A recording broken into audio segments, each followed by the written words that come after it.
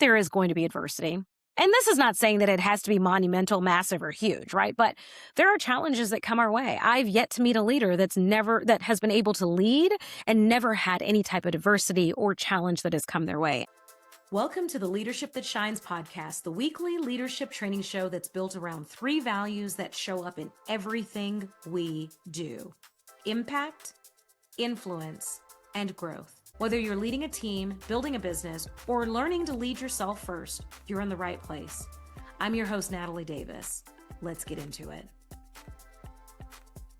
Welcome back to another episode of the Leadership That Shines podcast. I'm your host, Natalie Davis, and I'm so excited to be back with all of you today. And today we don't have a guest. I actually want to take a moment to do some reflection on some of the guests that we've had so far.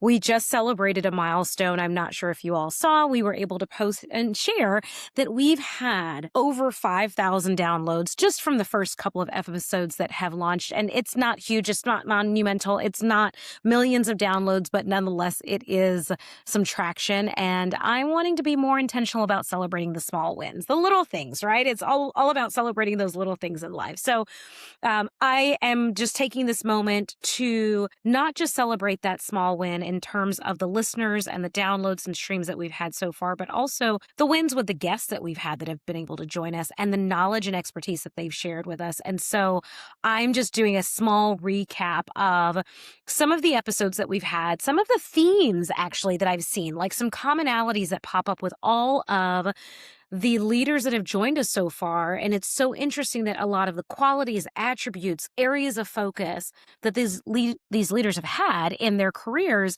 pop up in every other leader's stories as well. And so what I'm discovering is that there are some practical, tangible baseline qualities and attributes that every leader should strive to have and hold.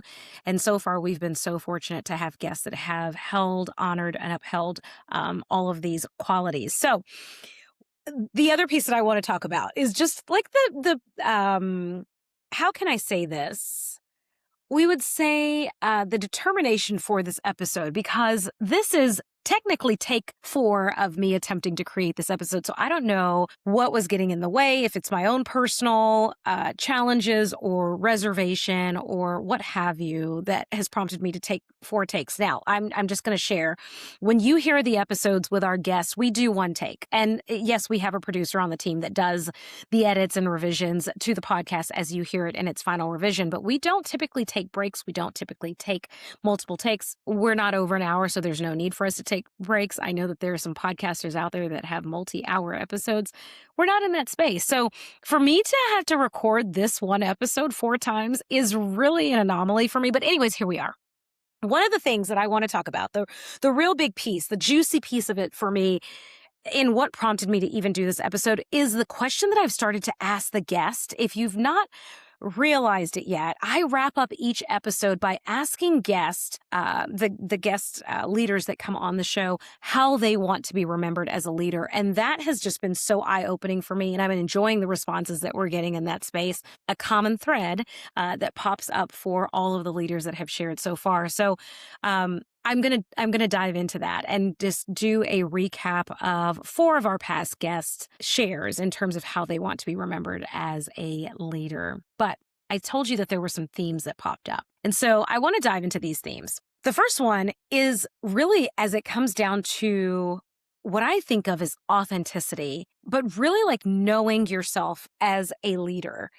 And the one thing that really stood out to me is a conversation that Justin and I had during the recording of his episode, where we realized that there were individuals that were builders in an organization and leaders that would operate as builders. And then there were also leaders that would operate as operators, right? They were able to do the execution. And there were the other individuals that were able to come forward as builders. These are the people that are visionaries. These are the leaders that can see the bigger picture. These are the leaders that understand that there's strategy and intention in terms of taking action, in creating plans, in creating a vision and the direction for the company, the organization, for your book of business, whatever that may look like.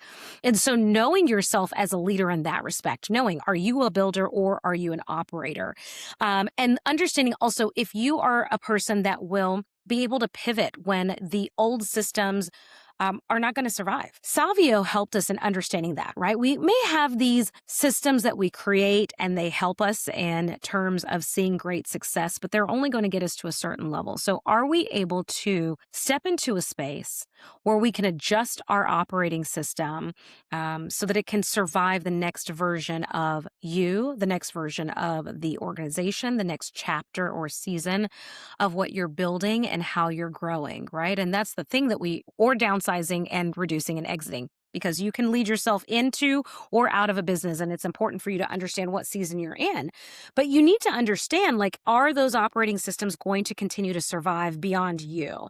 And with Savio's story, he was able to share with us just how he utilized the 29 days that he had in that hospital room. 29 days, basically with solidarity, your own thoughts, your own emotions, your own feelings, and realizing that he could take that time to figure out how he was going to rebuild himself, how he was going to create something new, how he was going to look at patterns or habits that he previously had or coping mechanisms that existed before that are no longer supporting him, that are no longer upholding where he wants to go, or at least presenting him in a way that he can utilize those habits and those coping mechanisms that once got him to where he is today, and realizing it wasn't going to get him to where he wanted to be. And so he had, the gift of 29 days with yourself. And I know I've shared that there are things that I try to avoid doing because I don't enjoy having that much time with my own thoughts. But the more that I continue on this journey, the introspective work, right? The more that I continue to understand and learn more about myself and be comfortable with who I truly am and how I show up and what I have to offer to the world, I don't mind those moments, the moments of solitude that I get to enjoy myself, that I get to expand, that I get to grow, right? And then the other piece that really spoke to me when you are looking at who you are as a leader is a piece that Nicole shared with us, where she helped us to understand how we were sabotaging ourselves before we try to change anything, right? Before we started to make change in our lives. So identifying those spaces where we would self-sabotage. And that really spoke to me because as she shared that in that episode, I was clearly able to identify various moments in my life and on my leadership journey where I've self-sabotaged, right? Where I listened to what other people had to say and I would let that get into the way of how I wanted to show up, what I wanted to do, where I was going, the impact that I wanted to have. And so realizing that we will often hear, even if it's a little tiny voice that starts to self-sabotage us, right? And it's us getting in our own way. And I like to just say, just get out of the way so that we can continue moving forward. But oftentimes we do sabotage ourselves.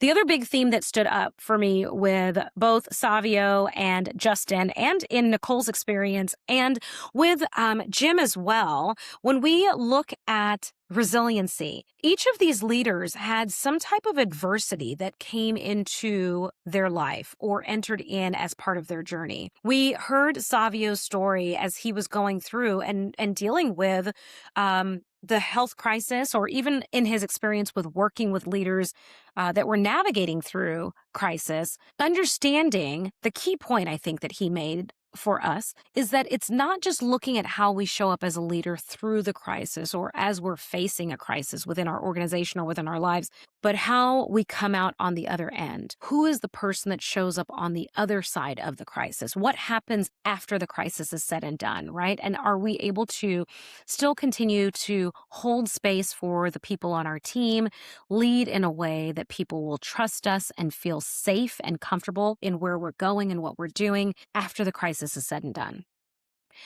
Justin did the same thing when he was talking about turning the company around. He mentioned, just having those meetings and being available to hold space for the individuals on his team and asking them, quite frankly, trust me. We have systems and processes to support you in your business and where you're going, but it's going to require that you trust us, that you buy into the vision that we're creating for the brand, for the company. And it worked, right? They were able to, under his leadership, acquire all of the accolades and the recognition and the awards. And not that it's about those things, because we know when we listened to Justin in that episode that it was about the people, them identifying and understanding their own potential and then getting them the tools and support that they need to get there, to achieve it, to arrive in that space. And so because of his ask, he just blatantly asked, like, yes, we are going to go through some change. It's going to feel different. It's going to look different, but trust me. This is how you're showing up in those times of adversity, right? It's all great when you show up or you step into a leadership role and things are running fabulously. That's wonderful. Here's the reality. If you are not stepping in as the fixer for a leadership position, then know and understand that there is going to be adversity that comes your way. And so what you need to do is give yourself that time to reflect and understand, how do you show up as a leader in times of adversity when the challenges are high or the stakes are high and there's a lot that's on the line? How do you show up? This takes some time this takes some initiative on your behalf to really do the reflective work, to really look at, how do you show up? I know that when I have additional time constraints or pressure that is in front of me in terms of deadlines or high stakes, I am more laser focused in those situations or during those seasons or during those times. And when I have that level of focus, like being truly laser focused on where I'm going, what I'm doing, and how we're going to get there, as I'm leading either myself, looking at it from the standpoint of being the leader and CEO and founder for the company, or leading others in other volunteer leadership roles that I've held. When you have that level of laser focus, the warm and fuzzies typically fall by the wayside for me. I know that that's not what you're going to get. If you are hoping that you're going to get a attaboy or a high five while we're in the midst of it, I recognize and I know that that's not my strength. What you're going to get is, how can we execute and fulfill these tangible pieces that we know that we need to fulfill? How I respond to that, though, is by making sure that there are other people that are leading alongside me that can fill in those gaps. And so this is why I say it's important for us to understand how we show up in times of crisis, how we show up in those times of adversity as we're leading. Because if we don't know where the gaps begin to form because we get so laser focused or set in a way to be a leader in those instances, it's going to affect the people around us, and our team is going to see us differently. So if we can surround ourselves with other leaders that will help us and collaborate, help us in filling those gaps, it strengthens that space that creates certainty and security and clear vision for the rest of your team. That is huge, right? So know that there is going to be adversity. And this is not saying that it has to be monumental, massive, or huge, right? But there are challenges that come our way. I've yet to meet a leader that has been able to lead and never had any type of adversity or challenge that has come their way. And listen, if that's you and you're listening to this, call me. I want to chat. I need to understand how you did it, because I don't know how you would have gotten that done. All right, moving on to the next theme. Third theme that popped up for me that I've seen consistent with all of the episodes so far is the level of integrity that each of these leaders have had. It is huge. We know that Jim Carlo shared in his book, the integrity being that central pillar, right? And it's integrity with self and also integrity with others. And again, that blew my mind. When we're talking about integrity with self, how many times do we say that we're going to do something, then we let ourselves down and we don't actually execute that, right? We don't get something done. Or how often do we say that we're going to do something for our team and we're not able to follow through or make it happen? Those times are probably fewer than the integrity to self. Well, at least that's my case, right? I will do everything in my power to make sure that I can uphold the promises and the deliverables for my team. But integrity to self is something that I've typically put on the back burner for many, many years. And again, it's being intentional and understanding when you do that, when you let yourself down. And if your brain starts to record the fact that you are so easy in letting yourself down, then it starts to have doubt in you actually pulling through and following through on things that you say that you're going to do for yourself, right? And the other piece of that really pops up when Jim talks about integrity being at the central pillar of your entire operation, is the fact that shows up in a way way before you actually even say anything, right? You don't have to say a word. Your team is already watching you, how you show up, how you enter a room, how are you navigating a meeting, how are you structuring the environment, how's the culture, right? And I know that it's a trendy term, but it's a real thing. The culture itself is created either by the things that you're intentionally doing or the things that you're allowing to happen within your team or within your organization. So what are you doing to ensure that you can operate from a place of integrity and the team that you're leading knows it without you having to say anything because your actions also support it, right? And then incorporating in that piece just the compassion that we talk about and the empathy that we have for our team members. Another theme that popped up that I want to touch on is the communication piece. Having visibility, communication, advocacy, knowing that you're there on behalf of your team. Nicole shared some specific examples of her experience in the corporate world and watching various leaders come in and go, right? And how they came in and entered into their role from different places and the success that they would see within those corporations. Now, she has gained this insight after 30 years of experience in corporate America. This is huge, right? When we're talking about observing, witnessing, and seeing effective and efficient leaders, and those that are not as effective and efficient, how that impacts the culture, how it impacts the buy-in, how it impacts the safety that individuals on your team feel. Safety on your team for your team members, again, it's not the physical space itself. It's the emotional space. It's the mental space, the ability for them to feel like they belong in that environment and that they can expand, that they can grow, they can continue to do more, right? And Nicole's stories, if you've not, and this is Nicole Johnston, just so we're clear, because we'll have various Nicoles that have made an opportunity or have had an opportunity to be on the show. So I want to make sure just very clear in her experience in corporate America.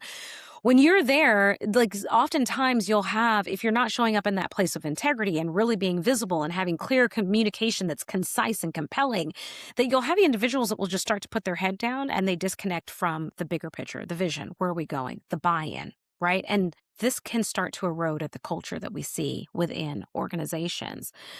We also want to make sure that we look at the actual communication style. It's clear, concise, and compelling. Nicole gave us those 3 key pieces for communication. It has to be clear, crystal clear. What's the message that you want to deliver and who is it going to? Is it concise? Is it just speaking to the points and removing all of the fluff or the extra pieces that we don't need to have? Is it compelling? Can people actually see themselves as a part or playing a role in that bigger vision that you're creating for your team, for the organization? What is the part that they play? And do they have buy-in for that as well? So those 3 key pieces when we're talking about communication, clear, concise, compelling, that was huge and it knocks it out of the park. I think that's a good stress test to do for any message that you're sending out. If it's a weekly message, if it's a message because you're delivering important news to your team, is do a quick check, right? Is it clear? Is it concise? Is it, oh gosh, it's clear, concise, and I just went blank right on the spot. So compelling. Oh my gosh. There's real life. That's how my brain works. Clear, concise, and compelling, right? And so looking at this, how can you get that buy-in? How can you make sure that the message that you're delivering is truly, truly strong? I don't know where my brain went. I apologize for that. All right. So this brings me to the piece that I really wanted to dive into. The 4 guests that I want to go back and cover, Jim Carlo, Savio Clemente, Justin Knoll, and Nicole Johnston. And I pose the question to all 4 of these guests, how do you want to be remembered as a leader? And Jim, when we look at this, wants to be that mentor that is sitting next to you. When I asked Jim the question, how do you want to be remembered as a leader? And he said, I want to be remembered as the leader who cared and the one that was willing to take the shirt off of his back to help another. That is huge, right? He's the person that's sitting beside us. He's the person that will be there when times are great. He's the person that will be there when times are challenging and will guide you through it to make sure that you can get through on the other end and you see how it's going to happen. And he's also the person that is there that will 20 years later still get a call from his team thanking him on National Bosses Day. That is huge when we talk about leadership, the impact that you're able to have on individuals' lives that will carry on for decades, right? That's such a huge piece. I loved that. Jim has that connection with his past employees still, and that he's invested the time to give us a playbook and a guide for what it takes to be an exceptional and phenomenal leader. So that really spoke to me. When I pose the question to Savio, Savio wants to be the bridge that connects us to each other. And I really love that because Savio spoke to us about leadership in our profession and leadership in our personal lives. And I don't know if you remember Savio sharing the connection piece in terms of how he can still have a relationship with his sister, who they have differing viewpoints on just about everything, is what he said. But then being able to find the things that they have common interest and passion and compassion for, and then staying there and building that foundation, making that so strong. How does Savio want to be remembered as a leader? I want to be remembered as someone who really tried to take life's challenges as not opportunities to always overcome, but opportunities to fashion the core element of why we're all here. That is huge. Because what I took from that, what Savio shared, is that when we're talking about leadership, we have life that's going to life for us, right? Challenges that will come our way. We don't need to turn it into a book or a podcast or a video series. But instead, we can take those opportunities to just simply light the way on the path to really give us an understanding of why we're here. What is the impact that we're going to have? What is the growth that we can have from those experiences? It was beautiful. So Savio's personal story and how he is continuing to have impact and reach in the space that he's in is truly inspiring. And I love that he was able to share that with us. When we talk about Justin, he wants to be the person who flashed a light when someone could not see. And that came through in the entire episode that we had with Justin, right? His commitment was to other people. Justin said, I want to be remembered as the guy that helped me through some shit. The guy that helped me when I didn't believe in myself, the guy that gave me a path or flashed a light where I couldn't see and truly cared, not because he was making money at it, because there's not much of it to be made there, right? It was not a financial motivator for Justin. It was not a transactional experience for Justin. He wanted to be there to help other people around him grow, expand, see their potential, see their opportunity, see how they can make a difference in the world. And just a beautiful piece when we look at how he wanted to be remembered as a leader. And then last but not least, Nicole. Nicole wants women to have fewer obstacles in their lives because she showed up. She wants to be remembered as a leader. She said, I would say if I want to be remembered as someone who helped women thrive. Again, not just simply make it, not just see success in moments of success, but to actually see these women thrive.